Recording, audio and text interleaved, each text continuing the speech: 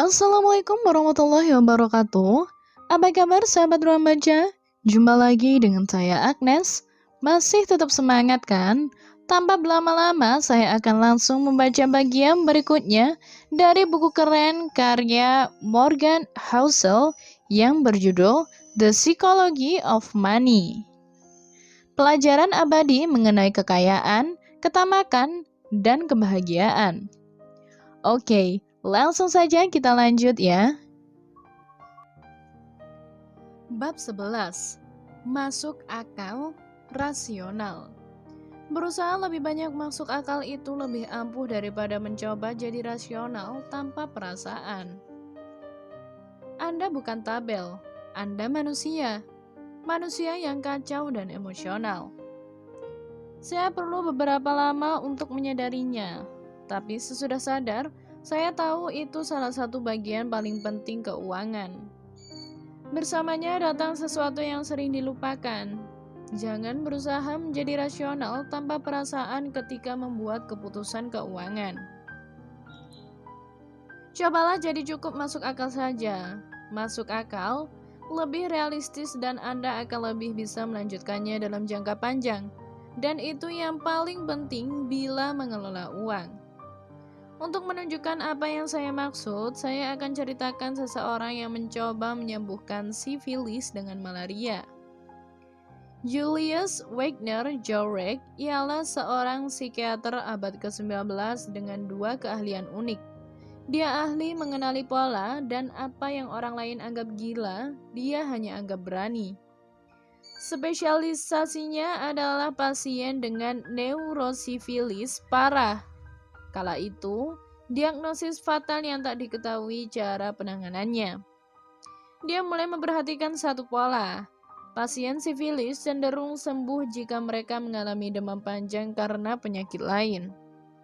Wagner Jauregg menganggap itu disebabkan satu anggapan yang sudah ada berabad-abad tapi belum dimengerti para dokter.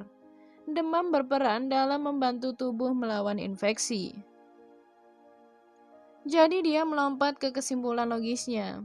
Pada awal tahun 1900-an, Wagner Jauregg mulai menyuntik pasien dengan kuman lemah penyebab tifoid, malaria, dan cacar untuk memicu demam yang cukup kuat guna membunuh kuman sifilis.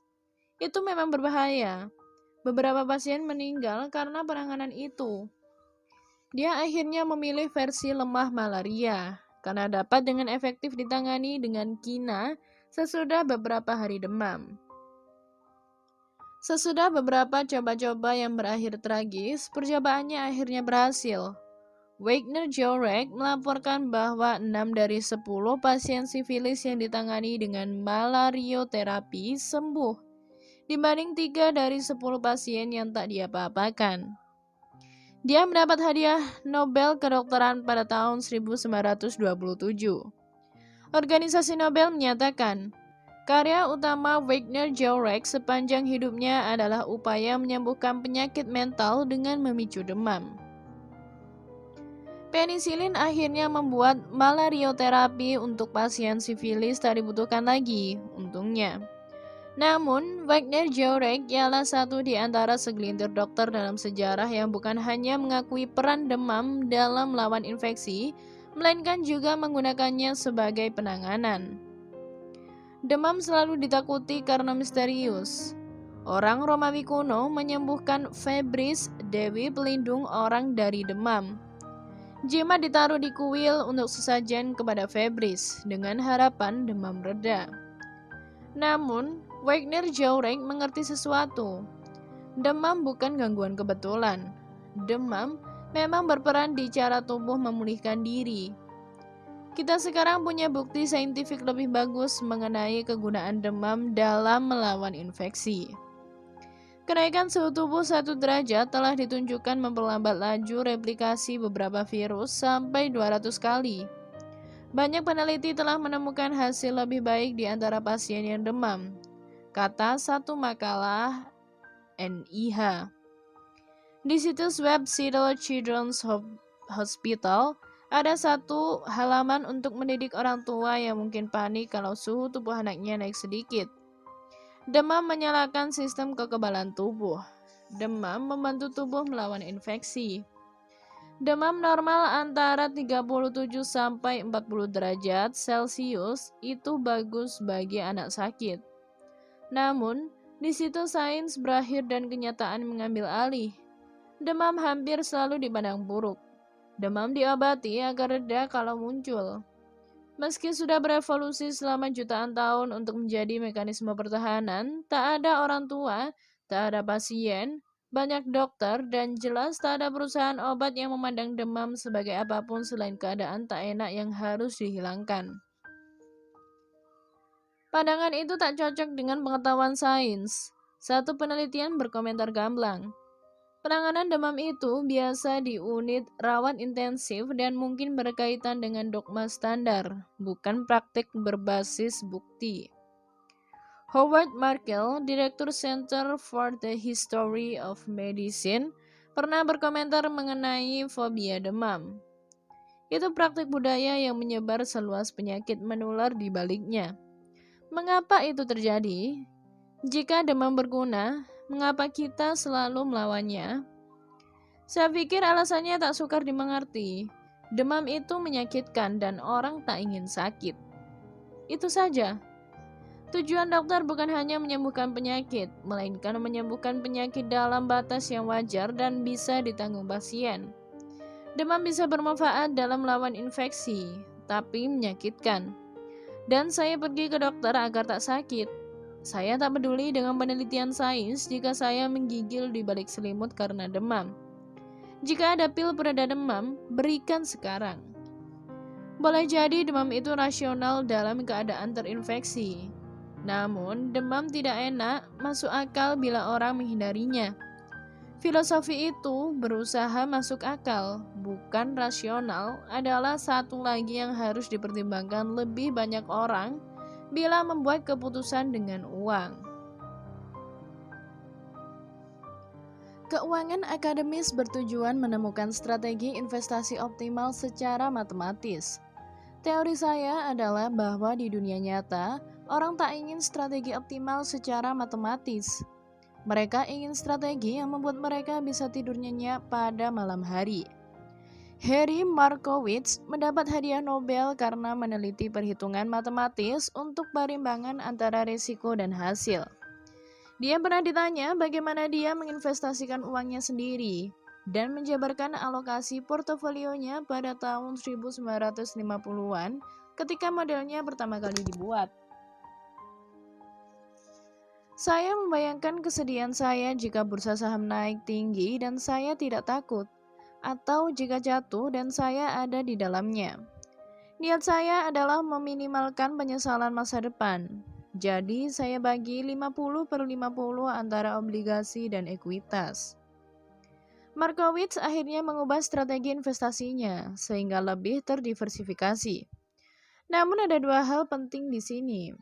Satu, meminimalkan penyesalan masa depan itu sukar dirasionalkan di atas kertas, tapi mudah dibenarkan di kehidupan nyata.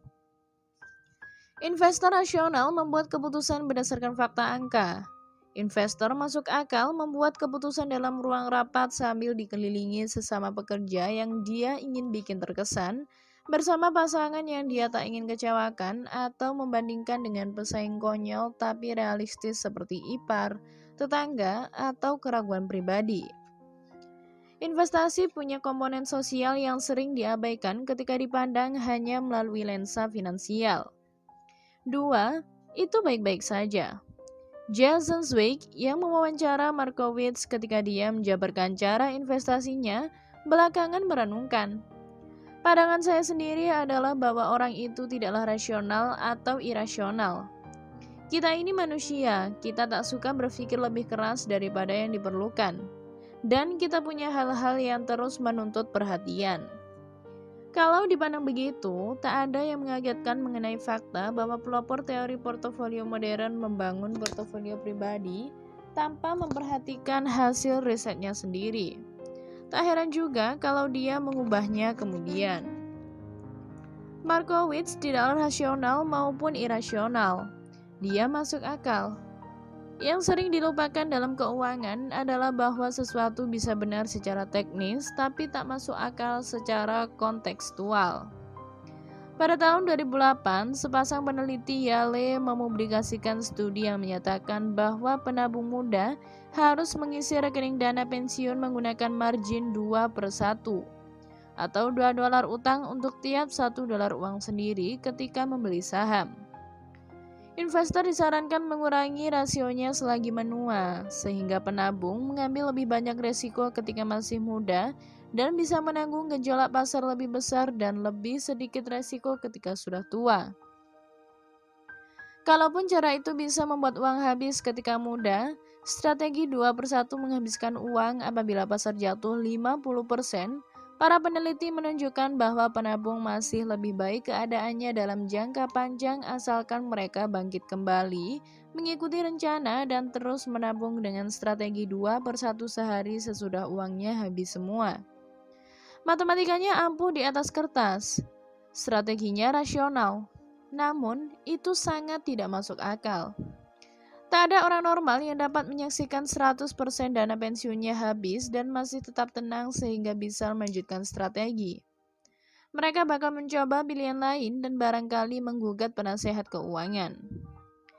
Para peneliti berkata bahwa bila strategi mereka dipakai, kekayaan harapan ketika pensiun 90% lebih tinggi dibanding dana pensiun biasa.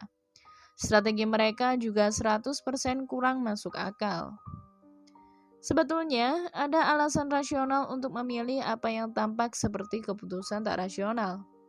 Begini, saya akan mengusulkan agar Anda mencintai investasi Anda.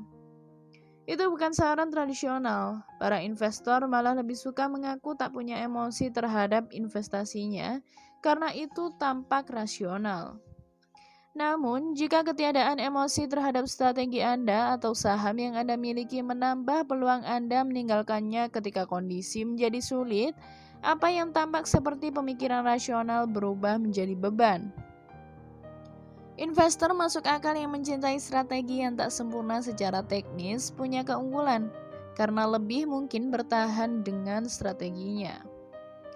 Tak banyak variabel keuntungan yang lebih berkorelasi dengan performa dibanding komitmen ke satu strategi selama masa sulit, baik di jumlah performa maupun peluang mendapatkannya dalam jangka waktu tertentu. Peluang historis mendapat untung di pasar Amerika Serikat adalah 50/50 dalam satu hari, 68% pada periode 1 tahun, 88% dalam 10 tahun, dan sejauh ini 100% dalam 20 tahun. Apapun yang menjaga Anda tetap dalam permainan punya keunggulan yang bisa dihitung. Jika Anda memandang, lakukan apa yang disukai sebagai pedoman untuk hidup bahagia, itu kedengaran seperti nasihat kosong. Jika Anda memandangnya sebagai hal yang memberi ketahanan agar menambah peluang keberhasilan, Anda menyadari bahwa pepatah itu harus jadi bagian paling penting tiap strategi finansial. Tanamkan uang di perusahaan menjanjikan yang Anda tak pedulikan, dan Anda boleh jadi menikmati untungnya kalau segalanya lancar. Namun bila keadaan berbalik, Anda tahu-tahu kehilangan uang karena sesuatu yang tak menarik hati Anda. Bebannya jadi ganda dan jalur paling gampang adalah pindah ke yang lain. Jika Anda suka perusahaan itu sejak awal, suka misinya, produknya, timnya, ilmunya, atau apapun, masa sulit yang menyebabkan Anda rugi atau ketika perusahaan butuh bantuan jadi kurang terasa karena Anda setidaknya merasa menjadi bagian sesuatu yang bermakna. Itu bisa jadi motivasi yang diperlukan untuk mencegah Anda menyerah dan pergi. Ada beberapa kesempatan lain ketika kita bisa masuk akal, tak mesti rasional dengan uang. Ada bias rumah yang terdokumentasi baik, di mana orang lebih suka berinvestasi di perusahaan negara tempat tinggalnya, sambil mengabaikan 95% bagian planet ini. Itu tak rasional sampai Anda menimbulkan bahwa investasi sebenarnya adalah memberi uang ke orang tak dikenal. Jika keakraban membantu Anda mendapat keyakinan yang diperlukan untuk terus mendukung orang-orang tak dikenal, itu masuk akal. Trading harian dan memilih saham individual itu tak rasional bagi kebanyakan investor. peluang suksesnya kecil. Namun, keduanya masuk akal dalam jumlah kecil jika bisa menghilangkan rasa penasaran sehingga sisa investasi yang lebih terdiversifikasi tak diapa-apakan. Investor John Brown yang mengadvokasikan dan umumnya memiliki reksadana terdiversifikasi pernah menjelaskan mengapa dia juga memiliki sejumlah saham individual. Saya tak beli saham individual karena saya pikir akan mendapat alfa atau performa tinggi. Saya suka saham sejak umur 20 tahun dan ini kan uang saya, terserah saya. Cukup masuk akal. Sebagian besar perakiraan ekonomi dan bursa saham itu buruk, tapi membuat perakiraan adalah masuk akal. Berat rasanya bangun pagi lalu berkata kepada diri sendiri bahwa kita tak tahu ada apa pada masa depan, meskipun itu memang benar. Bertindak berdasarkan perakiraan investasi itu berbahaya. Namun, saya mengerti kenapa orang mencoba memprediksi apa yang akan terjadi tahun depan. Itu sifat dasar manusia, masuk akal. Mendiang Jack Bogle, pendiri Vanguard, menghabiskan karirnya berjuang mempromosikan investasi indeks pasif berbiaya rendah. Banyak yang menganggap menarik juga anaknya Bogle malah berkarir sebagai manajer dana lindung nilai dan reksadana mutual aktif berbiaya tinggi. Bogle orang yang berkata reksadana berbiaya tinggi melanggar aturan aritmatika sederhana, menginvestasikan sebagian uangnya di reksadana anaknya. Apa penjelasannya? Kita melakukan beberapa hal karena keluarga, kata Bogle ke The Wall Street Journal. Jika itu tak konsisten, ya, hidup memang tidak selalu konsisten. Memang jarang. Terima kasih untuk sahabat Ruang Baca yang masih setia untuk tetap stay bareng saya Agnes sampai pada akhir bab ini. Sampai ketemu pada audiobook kami berikutnya. Wassalamualaikum warahmatullahi wabarakatuh.